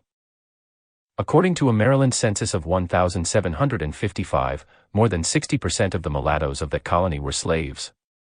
But mulattoes also made up 3/4 of the small free African American population. This group, numbering about 4,000 in the 1770s, was denied the right to vote, to hold office, or to testify in court, all on the basis of racial background. Denied the status of citizenship enjoyed by even the poorest white men, free blacks were an outcast group who raised the status of white colonials by contrast. Racial distinctions were a constant reminder of the freedom of white colonists and the debasement of all blacks, slave or free. Conclusion. During the 18th century, hundreds of thousands of Africans were kidnapped from their homes, marched to the African coast, and packed into ships for up to 3 months before arriving in British North America. They provided the labor that made colonialism profitable. Southern planters, northern merchants, and especially British traders and capitalists benefited greatly from the commerce in slave-produced crops. That prosperity trickled down to the ordinary white colonists of British North America. Mercantilism was a system designed to channel colonial wealth produced by slaves to the nation-state, but as long as profits remained high, the British tended to wink at colonists' violations of mercantilist regulations. In short, slavery was fundamental to the operation of the British Empire in North America. Chapter: The Cultures of Colonial North. America 1780. American Communities: The Revival of Religion and Community in Northampton. Jonathan Edwards, minister of the Puritan Church in Northampton, a rural town on the Connecticut River in western Massachusetts, rose before his congregation and began to preach. His words were frightening. God will crush you under his feet without mercy, he will crush out your blood and make it fly, and it shall be sprinkled on his garments. Such torments would continue for millions of ages, and there could be no hope of relief from hell's fires. Before the sermon was done, one Northampton parishioner later recalled, there was a great moaning and crying through the whole house, "What shall I do to be saved? I am going to hell. Oh, what shall I do for Christ?" Sarah Edwards, the minister's wife, lost all ability to stand or speak, sometimes jerking involuntarily. Religious fervor swept through the community, and church membership increased. A few years later an even greater revival known as the Great Awakening swept through all the colonies and plunged Northampton into turmoil once again. Important underlying issues prepared the ground for these religious revivals. They reflected the tensions that had arisen in the maturing communities of the colonies in which frontier opportunity was giving way to class inequity. Founded in 1654 on the site of an Algonquian village, Northampton had grown from the original 50 households to more than 200 by the time of the 1734 revival. The last of the community's land had been parceled out to its residents. With the French and their Indian allies barring movement northward, and the colony of New York to the west, there was little opportunity for young men. Meanwhile, a small elite of well-to-do families, known as the River Gods, controlled a disproportionately large share of local real estate. From their ranks came the majority of the officials of local and county government, as well as the ministers and elders of the Puritan congregations. By the time Edwards became pastor in 1729, the authority and influence of the church had declined greatly from the heyday of Puritan power in the 17th century. The congregation adopted rules allowing church membership without evidence of a conversion experience. Some families simply fell away. The congregation built a new meeting house, scrapping the old seating plan in which people were sorted by age and sex in favor of a new one ranking families according to wealth. It was an important symbol of change. The Northampton community, Edwards believed, had been divided into two parties, the rich and the envious. Many of the town's young people faced a bleak future. The tight supply of real estate meant that most couples were forced to postpone marriage until they were in their late 20s. In the meantime, they continued to live with their parents, and there were growing discipline problems in Northampton homes. Restless young people of both sexes began to meet together at nightly frolics, and Pastor Edwards issued a warning about the growth of uncleanness that has been in the land. This group became Edwards's special constituency. The revival of religious enthusiasm began during special services he directed at them, but it was the same everywhere throughout the British colonies. Young people in their early 20s played the most important role in the movement to restore religious enthusiasm.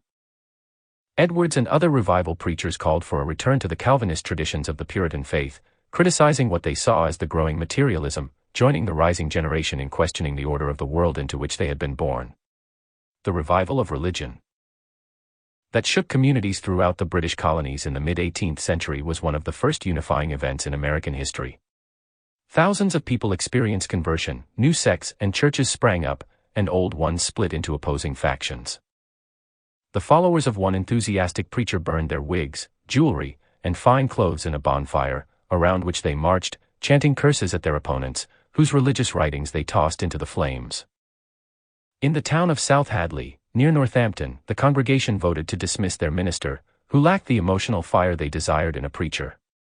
When he refused to vacate his pulpit, they pulled him down, roughed him up, and threw him out the church door. Such episodes spoke clearly of the popular passions aroused during the awakening.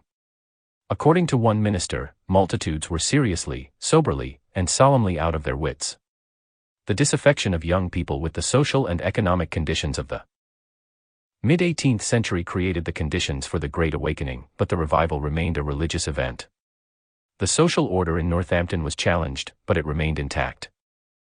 The River Gods had always been uncomfortable with the message Edwards preached, and when the fervor died down, as it inevitably did, they succeeded in voting him out. The turmoil in Northampton subsided, yet the tensions remained. Rising tensions were typical in many of the colonial communities of British North America. Things went on much as they had in the French and Spanish colonies. But in British colonial communities, a growing population meant narrowing opportunities for the ownership of local land, creating strong pressure for expansion into Indian homelands. Expanding economies led to increasing class inequality. Meanwhile, new secular and rationalist ways of thinking challenged traditional values. Simmering social conflict set the stage for religious and cultural turmoil. 5.1 North American regions. What were the major regions of 18th century North America? American history too often is written as if only the British colonists really mattered. It is an error residents of the British colonies could not afford to make. Most critically, there was Indian America. In the mid-18th century, Indian peoples retained their majority in North America. From the fringes of colonial societies to the native heart of the continent, thousands of native communities, despite being deeply affected by the spread of colonial cultures, remained firmly in control of their homelands. Neither could British colonists afford to ignore their colonial competitors. North and west of the English-speaking enclaves along the Atlantic coast, French-speaking communities were clustered along the St. Lawrence and scattered down the Mississippi to the Gulf of Mexico. South and west, isolated Spanish-speaking communities of the northern Spanish borderlands stretched from Florida to Texas and on to California. There were impressive similarities among these colonial communities, representing a continuation in the New World of Old World traditions and beliefs, customs, and institutions. But there was also a general pattern of European adaptation to American conditions. 5.1.1 Indian America. After 2 centuries of European colonization, Indian peoples had adapted and changed. They incorporated firearms and metal tools and learned to build their homes of logs. They participated enthusiastically in the fur trade.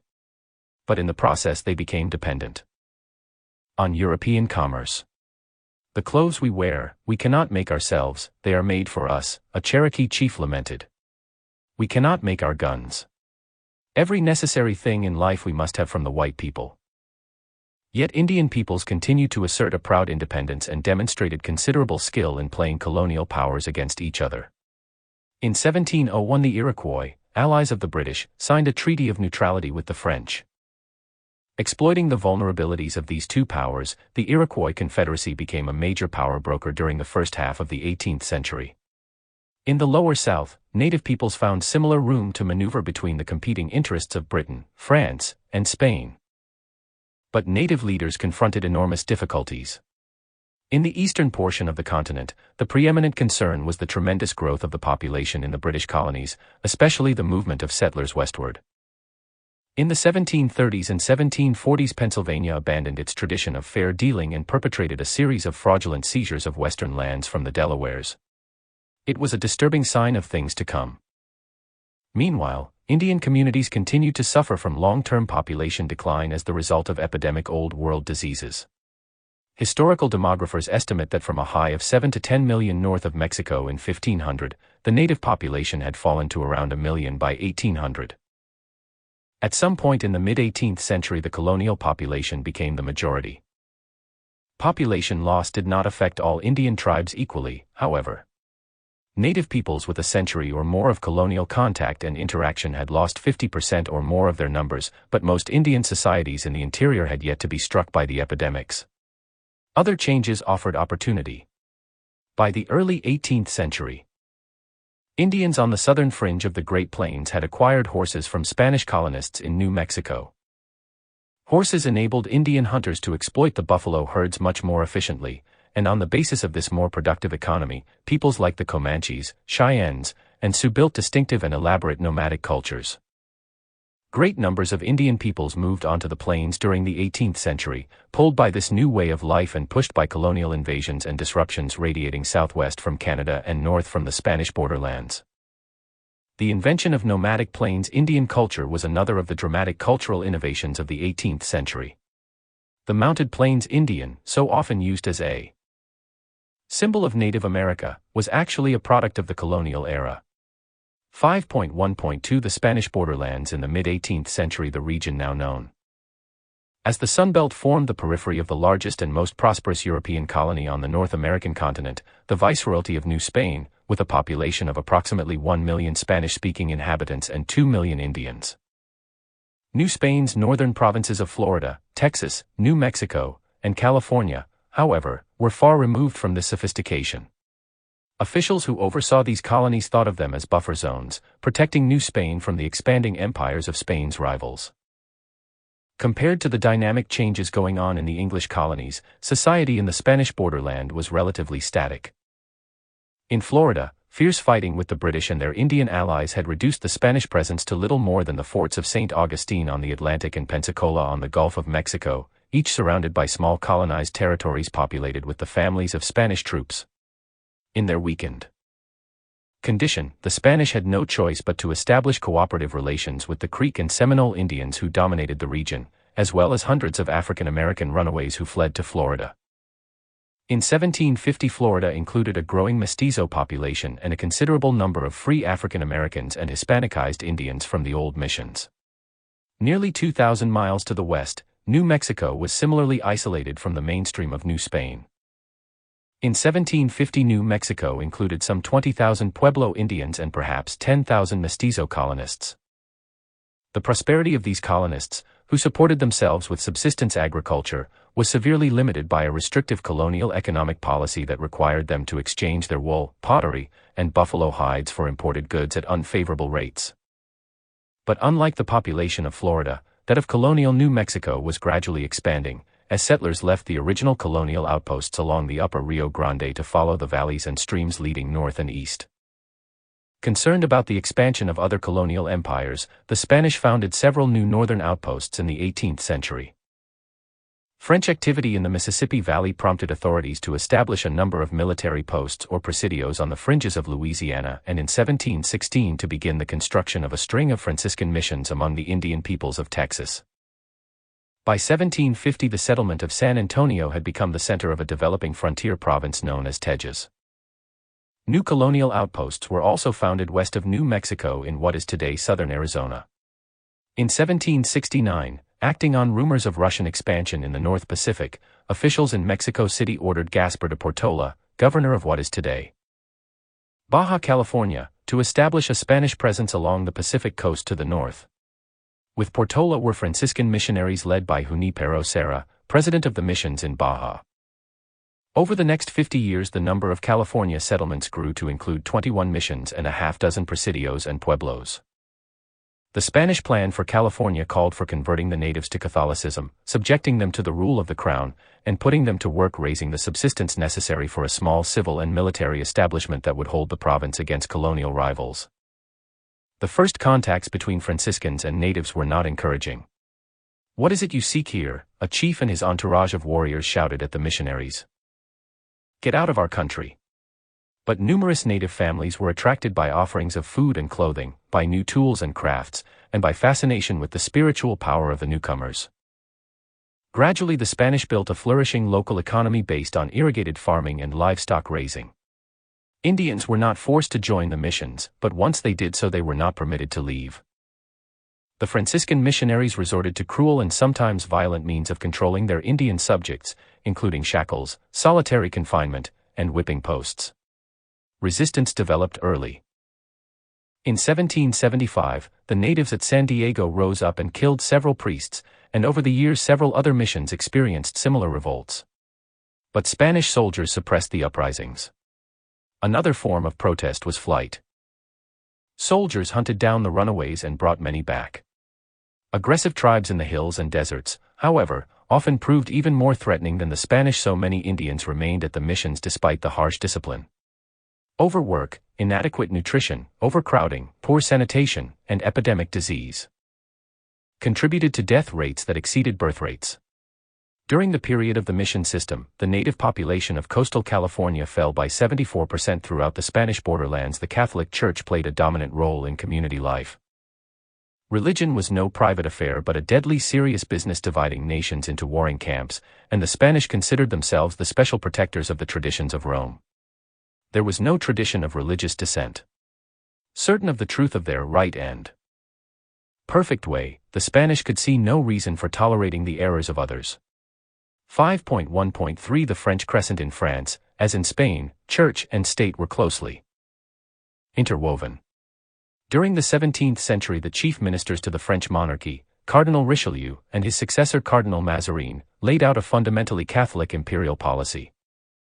In 1674, church and state collaborated in establishing the Bishopric of Quebec, which founded local seminaries, oversaw the appointment and review of priests, and laid the foundation of the resolutely Catholic culture of New France. Jesuit missionaries, meanwhile, continued to carry Catholicism deep into the continent. The French sent few colonists to New France, but by natural increase the population rose from fewer than 15,000 in 1700 to more than 70,000 by 1750. The French used their trade and alliance network to establish colonies, military posts, and settlements that extended in a great crescent from the mouth of the St. Lawrence River southwest through the Great Lakes, then down the Mississippi River to the Gulf of Mexico. After the loss in 1713 of the maritime colony of Acadia to the British, French authorities constructed the great port and fortress of Louisbourg on Isle Royale to guard the northern approach to New France. The southern approach was protected by French troops at the port of New Orleans in Louisiana. Between these 2 points, the French laid a thin colonial veneer, the beginning of what they planned as a great commercial empire that would confine the Protestant British to the Atlantic coastline. By the middle of the century, the French were ascending the Missouri and Arkansas rivers, placing missionaries and traders in Indian communities on the fringe of the Great Plains. At the heart of the French Empire in North America were the communities of farmers or habitants that stretched along the banks of the St. Lawrence between the provincial capital of Quebec and the fur trade center of Montreal. There were also farming communities in the Illinois country, supplying wheat to sugar plantations in Louisiana. By the 1750s, those plantations, extending along the Mississippi from Natchez and Baton Rouge to New Orleans, had become the most profitable French enterprise in North America. Among the most distinctive French stamps on the North American landscape were the long lots stretching back from the rivers, providing each settler a share of good bottomland to farm and frontage on the waterways, the interstate highway system of the French Crescent. Long lots were laid out along the Mississippi River in Louisiana and Illinois and at the strategic passages of the Great Lakes. Detroit, the most important of those, was a stockade town with a military garrison, a small administrative center, several stores, a Catholic church, and 100 households of Métis families. Farmers worked the land along the Detroit River, not far from communities inhabited by several thousand Indians from the Ottawa, Potawatomi, and Huron tribes. Communities of this sort, combining both European and Native American elements, were in the tradition of the inclusive frontier. Detroit looked like an old French village, said one observer, except that its houses were mostly covered with bark, in Indian style. 5.1.4 New England just as new. Spain and New France had their official church, so too did the inhabitants of New England. Rather than the centralized authority of the Catholic hierarchy, however, communities in New England were governed by Puritan congregations. Adult male church members constituted the freemen of the town, so there was very little distinction between religious and secular authority. At the town meeting, the freemen chose their minister, voted on his salary, and elected local men to offices ranging from town clerk to animal warden. The Puritan tradition was a curious mix of freedom and repression. Although local communities had considerable autonomy, they were tightly bound by the religious restrictions. Puritan authorities banned and exiled Anglicans, Baptists, Quakers, and other dissidents. Quakers who returned to Massachusetts to preach their pacifist faith were branded with H for heretic, had their tongues bored with hot irons, or had their ears cut off. Between 1659 and 1661, 4 Quakers were executed for proselytizing. Soon after the last of these executions, King Charles II, newly placed on the throne, ordered a stop to religious persecution in Massachusetts. Several years later, Roger Williams, whose Rhode Island colony had no established religion, made one of the first formal arguments for religious toleration. Forced worship, Williams wrote in 1670, stinks in God's nostrils. The new climate of opinion was best expressed by English political philosopher John Locke in A Letter Concerning Tolerance, written in 1689. Churches were voluntary societies, Locke argued, and could gain genuine converts only through persuasion. The state, he asserted, had no legitimate concern with religious belief. That same year, Parliament passed the Act of Toleration, granting religious freedom to Protestant dissenters. In 1700, under pressure from English authorities, Massachusetts and Connecticut reluctantly permitted other Protestant denominations to meet openly, although Puritan congregations continued to be supported officially through taxation. By then, New Englanders were less concerned with religious conformity than with the problem of land. As population grew, groups of residents left established towns, hiving off to form new congregations and towns elsewhere. By the 1730s, Puritan communities had taken up most of the available land of Massachusetts, Connecticut, and Rhode Island, leaving only a few isolated reservations for small communities of Pequots, Narragansetts, and Wampanoags. Northern Algonquians allied with the French in Quebec maintained a defensive barrier that prevented expansion northward. New England had reached the limit of its land supply. 5.1.5 The Middle Colonies, in striking contrast to the ethnically homogeneous colonies of Connecticut and Massachusetts, populated almost entirely by English families, New York featured one of the most ethnically diverse populations on the continent. At mid-century, society along the lower Hudson River, including the counties in northern New Jersey, was a veritable mosaic of ethnic communities, including the Dutch of Flatbush, the Huguenots of New Rochelle, the Flemish of Bergen, and the Scots of Perth Amboy. African Americans, both slave and free, constituted more than 15% of the population of the lower Hudson. Puritan, Baptist, Quaker, and Catholic congregations worshipped without legal hindrance, and in New York City, several hundred Jewish families built North America's first synagogue in 1730. There was intermingling, but these different communities would long retain their ethnic and religious distinctions, making colonial New York more of a cultural salad bowl than a melting pot. Although New York City grew by leaps and bounds in the 18th century, the colony as a whole was less attractive to immigrants than neighboring Pennsylvania. The New York elite who owned the rich lands and great manors along the upper Hudson chose to rent to tenants rather than to sell, but Pennsylvania's proprietors were willing to sell land to anyone who could pay the modest prices. The region along the Delaware River, encompassing not only Pennsylvania but also New Jersey, Delaware, and the northern portion of Maryland, grew more dramatically than any other in North America during the 18th century. Immigration played the dominant role in achieving the astonishing annual growth rate of nearly 4%. Farmers and merchants were soon exporting abundant produce through the prosperous port at Philadelphia. The Quakers quickly became a minority, but unlike the Puritans, they were generally comfortable with religious and ethnic pluralism.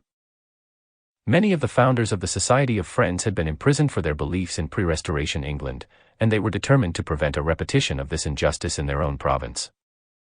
This was a perspective well suited to the ethnically and religiously diverse population of the colony. The institutions of government were another pillar of community organization. Colonial officials appointed justices of the peace who provided judicial authority for the countryside. Property-owning farmers chose their own local officials. Country communities were bound together by kinship bonds as well as economic relations between neighbors. These communities were more loosely bound than those of New England. Rates of mobility were considerably higher, with about half the population moving on during any given decade. Because land was sold in individual lots rather than in communal parcels, farmers tended to disperse themselves over the open countryside. The individual settlement pattern of Pennsylvania would provide the basic model for American expansion across the continent. 5.1.6 The backcountry. By 1750, Pennsylvania's exploding population had pushed beyond the first range of the Appalachian Highlands. Settlers moved southwest, through western Maryland and down the valley of the Shenandoah River into western Virginia. Although they hoped to become commercial farmers, these families began more modestly, planting Indian corn and raising hogs, hunting in the woods for meat and furs, and building log cabins. The movement into the Pennsylvania and Virginia backcountry that began during the 1720s was the first of the great pioneer treks that would take white pioneers into the continental interior. Many, perhaps most, of these pioneers held no legal title to the lands they occupied. To the Delawares and Shawnees, who had been pushed into the interior, or the Cherokees, who occupied the Appalachian Highlands to the south, these settlers presented a new and deadly threat. Rising fears and resentments over this expanding population triggered much 18th century violence. 5.1.7 The South. The Chesapeake and the Lower South were triracial societies, with intermingled communities of white colonists and black slaves, along with substantial Indian communities living on the fringes of colonial settlement. Much of the population growth of the region resulted from the forced migration of enslaved Africans, who by 1750 made up 40% of the population. Specializing in rice, tobacco, and other commercial crops, these colonies were overwhelmingly rural. Farms and plantations were dispersed across the countryside, and villages or towns were few. English authorities established the Church of England as the state religion in the Chesapeake colonies. Residents paid taxes to support the church and were required to attend services. Yet the Anglican establishment was internally weak. It maintained neither a colonial bishop nor local institutions for training clergy. Along the rice coast, the dominant social institution was the large plantation. Rice cultivation required heavy capital investment. Consequently, only men of means could undertake rice cultivation. By mid-century, established rice plantations typically were dominated by a large main house, generally located on a spot of high ground overlooking the fields. Nearby, but a world apart, were the rough wooden cabins that were the slaves' quarters. Because tobacco, unlike rice, could be grown profitably in small plots, the Chesapeake included a greater variety of farmers and a correspondingly diverse landscape. The poorest farmers lived in wooden cabins little better than the shacks of the slaves. More prosperous farm families lived with 2 or 3 slaves in houses that nevertheless were considerably smaller than the substantial homes of New England. Compared to the lower South, where there was almost no community life outside the plantation, the Chesapeake boasted well-developed neighborhoods constructed from kinship networks and economic connections. The most important community institution was the county court, which held both executive and judicial power. On court day, white people of all ranks held a great gathering that included public business, horse racing, and perhaps a barbecue. The gentlemen justices of the county, appointed by the governor, included the heads of the elite planter families. These men in turn selected the grand jury, composed of substantial freeholders. One of the most significant bonding forces in this free white population was a growing sense of racial solidarity in response to the increasing proportion of African slaves dispersed throughout the neighborhoods. 5.2 Social and political patterns. What were the sources of population decline and growth in 18th century North America? Despite important similarities among the colonial regions of North America, during the 18th century the trajectory of the British colonies began to diverge sharply from that of the French and Spanish. Immigration, economic growth, and provincial political struggles all pushed British colonists in a radically new direction. 5.2.1 The persistence of traditional culture in the New World. In each of the regional North American societies, family and kinship, the church, and the local community were the most significant factors in everyday life. In this regard, Northampton was typical of settlement communities all over the continent. Everywhere colonists tended to live much as people had lived in European homeland communities at the time the colonies were settled. The residents of New Mexico, Quebec, and New England continued to be attached to the religious passions of the 17th century long after their mother countries had put those religious controversies aside in favor of imperial geopolitics. Nostalgia for Europe helped to fix a conservative colonial attitude toward culture. These were oral cultures, depending on the transmission of information by the spoken rather than the printed word. North American colonial folk cultures, traditional and suspicious of change, preserved an essentially medieval worldview. The rhythms of life were regulated by the hours of sunlight and the seasons of the year. They farmed with simple tools, and drought, flood, or pestilence might quickly sweep away their efforts. Experience told them that the natural world imposed limitations within which men and women had to learn to live. These were also communal cultures. In Quebec, villagers worked side by side to repair the roads. In New Mexico they collectively maintained the irrigation ditches. In New England they gathered in town meetings to decide the dates when common fields were to be plowed, sowed, and harvested. For most North American colonists of the mid-18th century, the community was more important than the individual. Most colonists continued the traditional European occupation of working the land. Commercial agriculture was practiced on slave plantations, of course. And it also developed in some areas of the northern colonies, such as fertile southeastern Pennsylvania, which became known as the breadbasket of North America, and in the rural districts surrounding colonial cities such as New York, Boston, and Quebec. The majority of North American farmers, however, grew crops and raised livestock for their own needs or for local barter, and communities were largely self-sufficient. For most colonial farmers, the primary goal was ownership of land and the assurance that children and descendants would be able to settle on lands nearby. Colonial cities, by contrast, were centers of commerce. Artisans and craftsmen worked at their trades full-time, organizing themselves according to the European craft system. A young man who wished to pursue a trade served several years as an apprentice, working in exchange for learning the skills and secrets of the craft. After completing his apprenticeship, the young craftsman sought employment in a shop, often necessitating his migration to some other area, thus becoming a journeyman. Most craftsmen remained at the journeyman level for the whole of their careers. But by building a good name and carefully saving, a journeyman hoped to become a master craftsman, opening his own shop and employing journeymen and apprentices of his own. There were few opportunities for women outside the household. By law, husbands held managerial rights over family property, but widows received support in the form of a one-third lifetime interest, known as dower, in a deceased husband's real estate. In certain occupations, such as printing, widows succeeded their husbands in business. As a result, some colonial women played active roles in 18th century journalism. Anne Smith Franklin, Benjamin Franklin's sister-in-law, took over the operation of her husband's Rhode Island shop after his death. Widow Cornelia Smith Bradford continued to publish her deceased husband's Philadelphia paper and was an important force in publishing during the 1750s.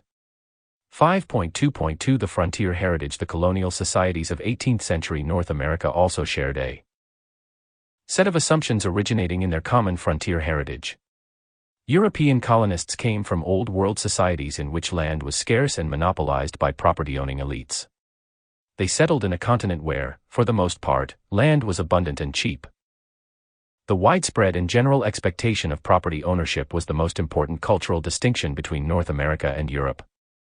This expectation led to rising popular demands in all the colonial regions of the continent that land be taken from the Indian inhabitants and open to colonial settlement. The majority of colonists, whether British, Spanish, or